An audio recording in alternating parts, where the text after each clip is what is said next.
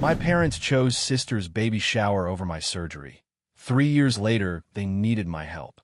My mom said it like she was telling me the weather, like it wasn't a sentence that would rearrange something in my chest forever. Honey, you're going to the baby shower. Your sister needs us. You'll be fine. They do surgeries every day.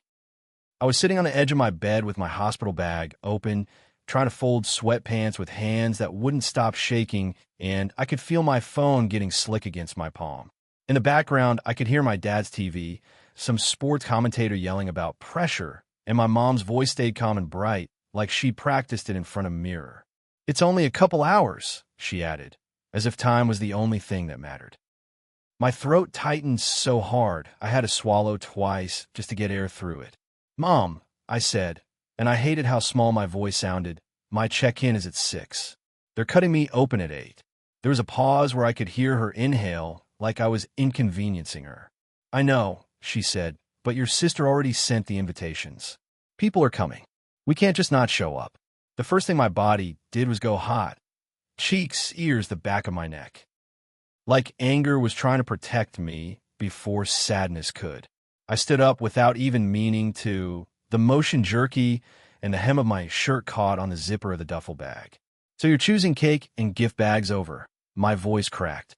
I gripped the edge of my dresser, so I wouldn't start pacing like a trapped animal. Over me being scared out of my mind. My mom made this little disapproving sound, the one that means I'm being dramatic. "Don't do that," she warned softly. "Don't make it a competition. This is a happy moment for your sister." In my head, a picture flashed, my hospital wristband, the smell of antiseptic, the bright lights, and my stomach rolled. "I'm not making a competition," I said, forcing each word out carefully because I could feel myself slipping toward begging. "I'm asking you to be there. I'm asking you not to leave me alone."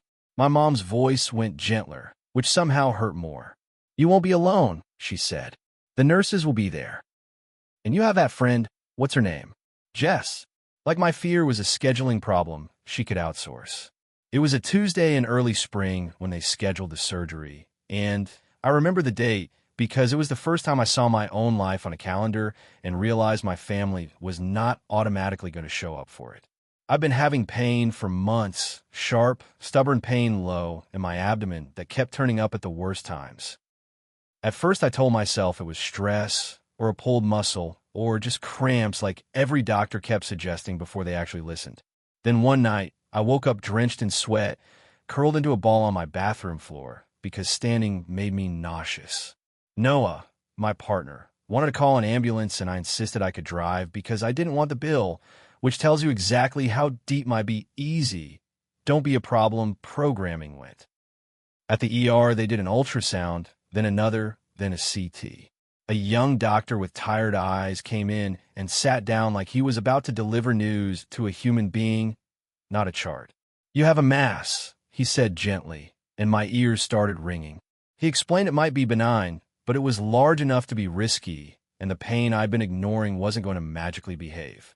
He said the word surgery like it was normal. My body reacted like it was a cliff edge. The next day I called my mom because that's what I've always done. My mom is the kind of person who says family is everything in cursive on plaques and then treats family like a hierarchy. I told her what the doctor said, trying to sound calm even while my hands were shaking, and she immediately made it about managing the situation. "Okay," she said briskly, "we'll figure it out. Your father will drive. I'll bring snacks. We'll be there." She sounded almost excited, like she was stepping into her role as supportive mom and had already pictured telling people at church. I want to believe it. I wanted to sink into that promise and let it carry me. Then my sister, Lila, announced she was pregnant, and the universe snapped back into its usual shape. Lila has always been the sun in my parents' solar system. Not because she's evil, because she's loud, needy, and good at turning attention into oxygen. I'm the older one, the capable one, which in my family means the one who doesn't get help unless it's convenient. Growing up, if Lila had a bad day, my parents rearranged everything. If I had a bad day, I got told I was strong and then asked to set the table. So when Lila got pregnant, the house turned into a shrine. My mom started collecting onesies like they were rare artifacts. My dad started watching YouTube videos about strollers. Lila started speaking in this sweet baby voice about how scared she was, and my parents responded like she was the first woman on earth to ever carry a child. When my surgery date got confirmed, 8 weeks out, my mom wrote it in her planner. I watched her do it at the kitchen counter, the tip of her pen making little squeaks on the paper. "We'll be there," she said again. Then she smiled and added, "We'll just make sure it doesn't clash with any of Lila's things." I should have laughed. I should have told her that sentence was insane. Instead, I swallowed it like I always have. The baby shower popped up 3 weeks before my surgery, planned by Lila's best friend, but essentially controlled by my mom. It was on the same day as my surgery because the venue only had that date, and Lila couldn't do next weekend because of her photo shoot. And my mom said, "Well, it's not like you can move your surgery, right?" In a tone that told me she already knew the answer, but wanted me to say it so she could blame the system, not her. I called my surgeon's office anyway, because I wanted to prove I tried. The receptionist sounded exhausted just hearing my question. "We're booked out," she said. "This is the earliest slot. We can reschedule, but it will be months. Are you sure you want to do that?" I picture myself on my bathroom floor again, sweating, shaking, and said, "No, I'm not rescheduling." So I told my parents the date stood.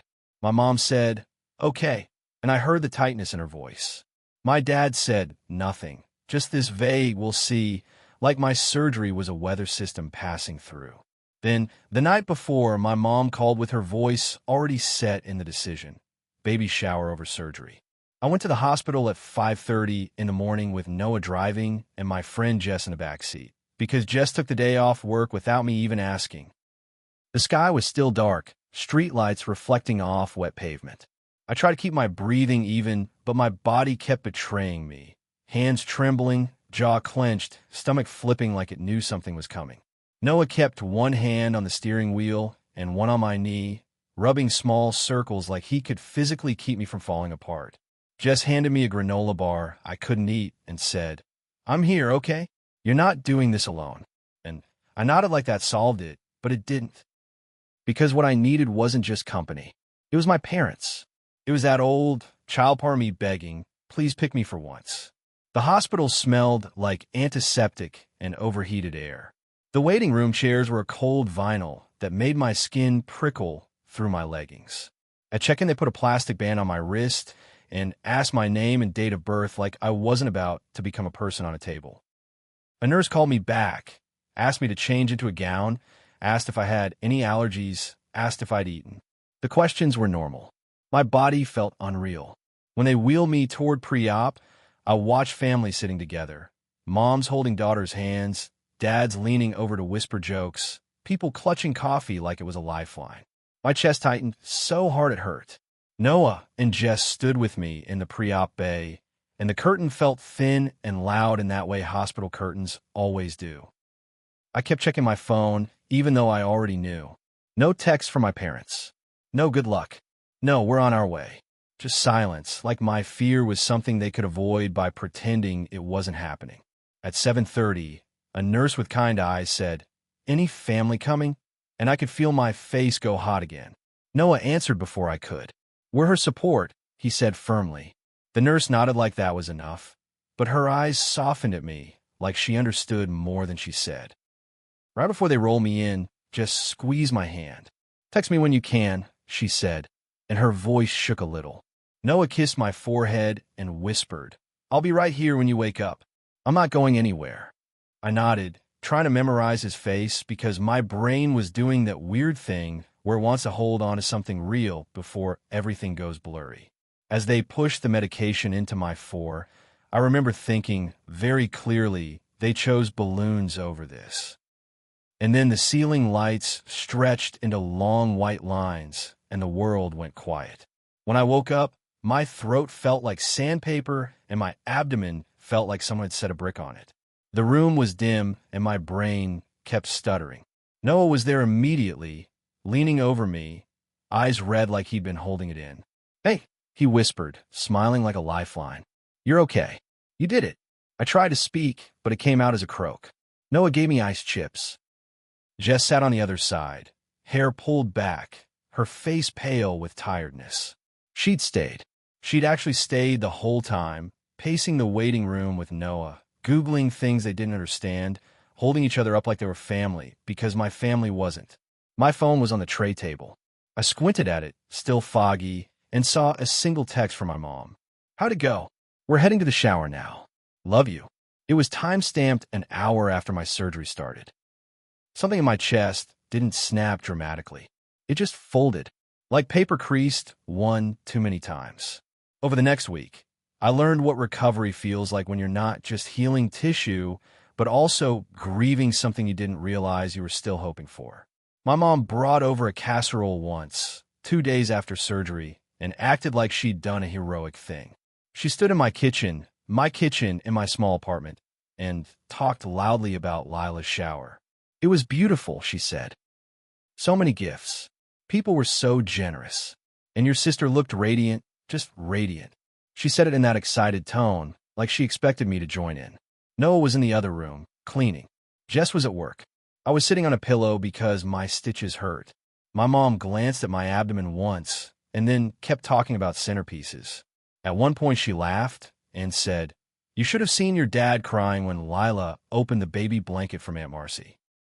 Then she looked at me and added, like she was being kind, "We did think about you." Esther de hair. When? I asked. She blinked, offended. "Don't do that," she said. "We can't be in 2 places at once, right?" The eternal excuse. As if the problem was physics, not priorities. I didn't yell. I didn't cry. I just nodded and said, "Okay." And my mom looked relieved because my calmness is her favorite form of forgiveness. It lets her keep believing she's a good mother without changing anything. For a while after that, I kept my distance. Not in a dramatic, "I'm disowning you" way. In a quiet, protective way. I answered texts later. I skipped some family dinners. When my mom asked why I was being distant, I said I was busy. It was easier than trying to explain pain to someone who treats it like a mood. Lila had her baby, a little girl named Maisie. My parents became grandparents in the most stereotypical way possible. Photos on the fridge, constant babysitting, my mom calling herself Nana like it was her biggest achievement. When I visited, my mom would say things like, "Look, Maisie, Auntie's here," and Lila would do this performative smile and say, "She's alive," like my distance was a joke, like my surgery day was ancient history. Noah and I built our life anyway. We got engaged a year later, quietly, without a family spectacle. We moved to a slightly bigger place. I changed jobs. I started therapy, which I used to think was for people who can't handle things, because that's what my mom always implied. Turns out therapy is for people who have been handling too much for too long.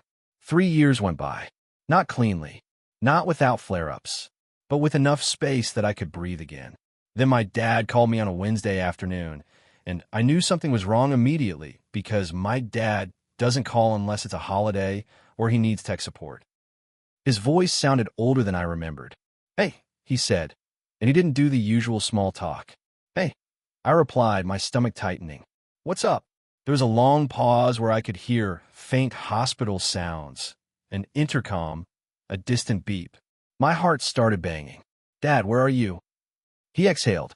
"I'm at St. Mary's," he said. Your mom is here too." My mouth went dry. "Is someone hurt?" He hesitated. "It's me," he said finally. "I had something." They're calling a stroke, but he cut himself off like the word was too big to hold. "I am okay. I'm talking. I can move. But my left side feels weird, and they're keeping me." My first feeling wasn't even fear. It was disbelief. Like the universe had spun the wheel and landed us back in a hospital, but with roles reversed. "I'm coming," I said immediately, because I'm still me, and that instinct runs deep. "No," my dad said quickly. "No, you don't have to. Your mom." "I'm coming," I repeated, and my voice left no room for argument. Noah drove. The hospital smell hit me the moment we walked in. Same antiseptic, same cold air, and my body remembered before my brain did. My hands started to shake as we found the ward. When we walked into my dad's room, he was sitting up in bed, looking smaller. My mom was in a chair beside him, her hair messy, eyes swollen like she'd been crying for hours. She stood up when she saw me, and for a second she looked relieved in a way that made my throat tighten. "Oh, thank God," she whispered, like she'd been holding her breath. My dad tried to smile. "Hey, kiddo," he said. I walked to the side of his bed, took his hand, and felt how warm and real it was. "Ik blinkje fast." "Hi," I said softly. "How are you feeling?" He shrugged, and the motion looked stiff. "Scared," he admitted, and the honesty in his voice hit me hard. My dad doesn't admit fear. He turns it into jokes. He turns it into anger. But here it was plain. My mom wiped her face and said, "We don't know what we're going to do," like the question wasn't medical, but logistical. That's when it started to become clear. They weren't calling me because they wanted me there emotionally. They were calling me because they were overwhelmed and needed someone competent. They needed the kid they'd always labeled strong to do what strong kids do: fix it. The doctor came in and explained what happened. A mild stroke, caught early, but it was a warning shot. My dad would need follow-ups, medication changes, possibly rehab. He shouldn't drive for a bit. He shouldn't be alone too much. My mom nodded rapidly like she was trying to keep up, but her eyes kept darting to me, silently asking, "Help." After the doctor left, my mom leaned toward me and lowered her voice like we were discussing a secret. "We need you," she said, "just for a while. We need you to come stay. Your dad can't." She swallowed hard. "And Lila has the baby. She can't do this." There it was. The hierarchy, spoken aloud. "Lila can't, so you will." My chest tightened, and for a moment I was back on my own bed with a hospital bag, listening to my mom say the shower mattered more. Noah's hand slipped into mine, grounding me. I looked at my mom and asked, carefully, "Have you asked Lila?" My mom's face tightened. "I mentioned it," she said vaguely. "And?" I pressed. My mom's eyes flashed with irritation and fear. "She cried," she said. "She said she can't take on extra stress right now. Maisie isn't sleeping. Tyler works late. She said you understand because you don't have kids." I felt my jaw clench. "So she guilt you," I said quietly. My mom's voice rose. "It's not guilt. She's just overwhelmed." "And I'm not?" I asked, and my voice stayed calm, even though my chest felt like it was on fire. "Mom, I have a job. I have a life. I'm not a spare part." My dad looked between us, confused, like he could sense the shape of something he'd avoided for years. "What's going on?" he asked, voice weak. My mom turned to him immediately, softening. "Nothing, honey," she said quickly. "We're just figuring things out." I stared at her. How quickly she smoothed it. How quickly she tried to erase my reality to keep him calm. The same pattern. Always. I took a breath and made a decision that felt like stepping on a thin ice, but also like finally standing up straight. "I will help," I said, looking at my dad.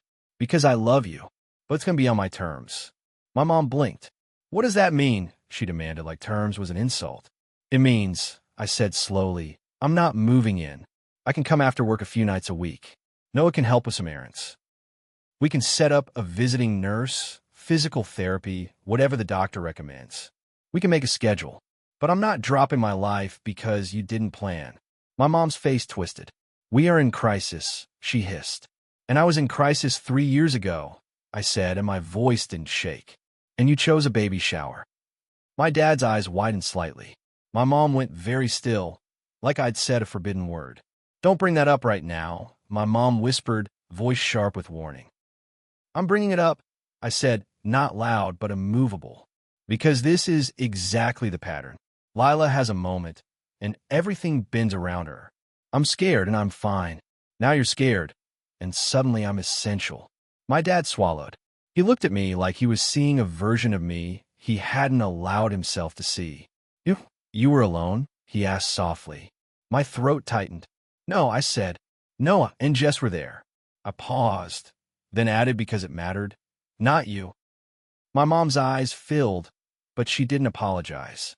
She just looked wounded, which is her specialty, turned the spotlight onto her feelings so no one can hold her accountable. Noah stepped in gently then, voice calm. "We can help you set up support," he said to my mom. "But Leah isn't going to be the entire plan." My mom looked at him with that old resentment I've seen before. She hates when someone validates me because it means she can't rewrite me as the difficult one. You don't understand family, she snapped. Noah didn't flinch. I understand responsibility, he said. And I understand burnout. The next month was exhausting in a way I don't even know how to compress into neat paragraphs. I took my dad to appointments. I sat in waiting rooms that smelled like stale coffee. I learned names of medications I never wanted to know. I watched my dad struggle to button a shirt with hands that didn't always cooperate. I watched my mom oscillate between panic and martyrdom. I heard her tell relatives, "We don't know what we'd do without her," in a tone that was supposed to sound grateful, but mostly sounded like she was claiming me again. Meanwhile, Lila posted Instagram stories about surviving motherhood, with latte art and cute baby outfits and captions about how hard it is when nobody helps. My mom would show me the posts like they were evidence. "See," she'd say, "she's struggling." I would just nod because I didn't have the energy to fight about it every day. But inside, something kept hardening into shape. I could love my family and still refuse to be sacrificed. One night, about 6 weeks in, I was at my parents' house making my dad dinner. Soft foods, low sodium, everything measured. While my mom wandered into the kitchen and said casually, "You should just stay here tonight. It's easier." I felt my spine go rigid. "No," I said. My mom frowned. "Why not?" "Because the last time easier mattered, I woke up in pain without my parents. Because easier is always code for we're about to take more from you." "I'm going home," I said, and I kept my voice neutral. My mom's face tightened. "You're being selfish," she said, and the old words hit my skin like a familiar slap. I set the spoon down slowly. "Mom," I said, turning to face her, "if you call me selfish again, I'm hiring a home health aide and stepping back." My mom blinked. She didn't expect consequences. She expects guilt. "You wouldn't," she whispered. I looked at her and felt, for the first time, how much power my no actually had. "I would," I said quietly, "because I'm not doing this the way we've always done it." My mom's eyes filled. "I'm just scared," she said, smaller now. And my anger softened just enough to let the truth through. "So was I said. There was a long silence where the kitchen clock ticked and my dad's TV murmured in the other room. My mom's shoulders sagged, like she was finally too tired to keep performing. "I didn't think you needed us," she whispered. That sentence hurt in a new way, not just because it was cruel, but because it was honest. In her mind, my strength made me optional. "I did," I said. "I just stopped asking because it never worked." My mom's mouth trembled. For a second, I thought she might actually say sorry. Then she looked away and said, "We can't change the past." "No," I agreed. "But we can stop repeating it." My dad improved slowly. He regained strength. He went to therapy. He started taking his health seriously in a way he never had before, because fear finally cracked his denial. There were moments, small, strange moments, where he'd look at me and say, "Thank you," and it sounded like he meant not just for the errands, but for not disappearing. Lila showed up once with Maisie, stayed 20 minutes, took photos of her holding my dad's hand, then left because the baby was fussy. My mom pretended it was enough. My dad pretended not to notice. I noticed everything. 3 months after the stroke, my mom invited us to dinner, me and Noah. It wasn't a holiday. It wasn't a performance. It was just spaghetti and salad. My dad moved slower, but he laughed more softly, like he'd learned something about fragility. Halfway through dinner, my dad put his fork down and cleared his throat. "I owe you something," he said, looking at his plate like it was easier than looking at me. My stomach tightened, bracing. He lifted his gaze. His eyes looked wet, which made me feel like the air shifted. "I should have been there," he said. "For your surgery. I should have shown up. And I didn't. And I'm sorry." My chest went hot. Not rage. Something else. Something that felt like relief and grief tangled together. My mom stared at him, shocked, like apologies were foreign objects. My dad swallowed. "I'll let your mother decide," he said, voice rough. And I let it happen because it was easier. And he shook his head once, like he hated himself in that moment. "You didn't deserve that." I didn't speak immediately because if I did, I'd cry, and part of me still hates crying in front of them. But my throat burned and my eyes blurred anyway. Noah's hand found mine under the table. Finally, I said quietly, "Thank you for saying that." My mom's eyes filled. She looked at me like she was waiting for me to rescue her with forgiveness. I didn't. Not cruelly. Just honestly. "I needed you," I said to her, not yelling, just stating it. "And you made me feel like I was asking too much." My mom's lips trembled. "I didn't," she started, then stopped. She took a shaky breath. "I'm sorry," she said finally, and it sounded unfamiliar in her mouth. "I thought you'd handle it. I thought you were strong." "You still have the hair." "Strong doesn't mean I don't feel," I said. "It just means I keep going." My mom nodded, tears slipping down her cheeks. "I know," she whispered, and I don't know if she truly did, but she was trying. After that dinner, things didn't magically become a Hallmark movie. Lila didn't suddenly become considerate. My mom didn't instantly unlearn decades of prioritizing the loudest person. My dad didn't transform into a different man. But something changed anyway. I stopped training myself to be convenient. When my parents asked for help, I gave what I could without burning my life down. I set boundaries and stuck to them. And in the moments where guilt tried to creep in, where my mom would sigh and say, "family sacrifices," I'd remember the hospital ceiling lights, the empty phone, the text about heading to a shower. And I'd remind myself, I'm not punishing them by having limits. I'm protecting the part of me they kept treating as optional. A few weeks ago, my mom called and said, "Lila wants to do Maisie's birthday on the same day as your engagement party." The old me would have immediately tried to compromise, to shrink, to make it work for everyone. Instead, I said, "Okay." My mom went silent. "Okay, what?" "Okay," I repeated. "She can do that. We're still having our party." My mom sounded startled. But nothing," I said calm. "She'll choose what matters to her, and I'll choose what matters to me." There was a pause, and then my mom exhaled like she was letting go of something. "All right," she said quietly. "All right." I hung up and sat on my couch for a moment, listening to my own breathing, feeling how different it is to stop begging people to choose you. 3 years ago, my parents chose my sister's baby shower over my surgery. 3 years later, they needed my help, and I gave it. But I didn't give them my self-respect with it. And honestly, that's the real surgery I survived. The one where you cut out the belief that love means tolerating being last.